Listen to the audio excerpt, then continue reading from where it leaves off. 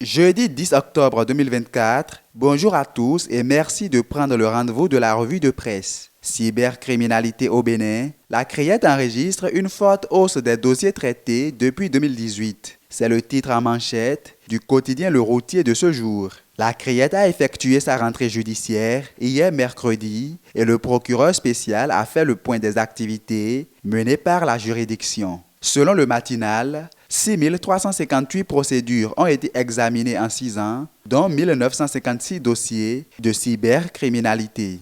2 676 artisans seront bientôt formés dans le cadre du projet Arche. C'est l'une des décisions prises au cours du Conseil des ministres de ce mercredi. L'information est relayée entre autres par les quotidiens L'événement du jour, Décryptage Info et Le Matinal qui indiquent que des centres de référence sont déjà retenus à cet effet. Une autre décision du Conseil des ministres concernant l'assainissement du cadre de vie a retenu l'attention des journaux. Il s'agit de la construction prochaine d'un centre de transfert des déchets solides à Akogbato. Gestion des déchets à Cotonou, la construction d'un centre de transfert à Akogbato approuvé, écrit La Nation à sa une. Pendant ce temps, L'événement du jour et Le Matinal s'intéressent au chantier de construction du nouveau siège de l'Assemblée nationale. À la une de leur parution du jour, ces deux journaux indiquent que les clés du nouvel hémicycle seront remises à la fin du mois de décembre 2025.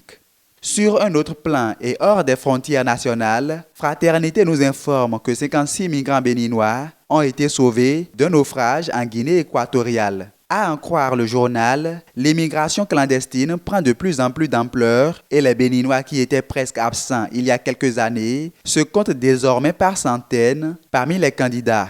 Fraternité finit donc par conclure que le rêve de l'extérieur est une solution énigmatique.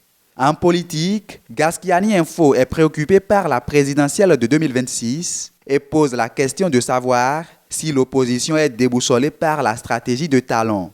Le patriote revient de son côté sur l'affaire de tentative de coup d'État et dénonce une campagne de sabotage de Boko et Omeki. D'après ce journal, le procès des deux caciques du pouvoir, présumés cerveaux de l'affaire, a quitté le tribunal pour les meetings politiques. Dynamisme Info prend alors du recul et cherche à savoir si dans la gestion du pouvoir d'État, la rupture se déconnecte-t-elle un à un de ceux qui l'ont érigée. Et c'est sur cette interrogation que nous bouclons cette revue de presse. Merci de l'avoir suivi. Rendez-vous demain pour le dernier numéro de la semaine.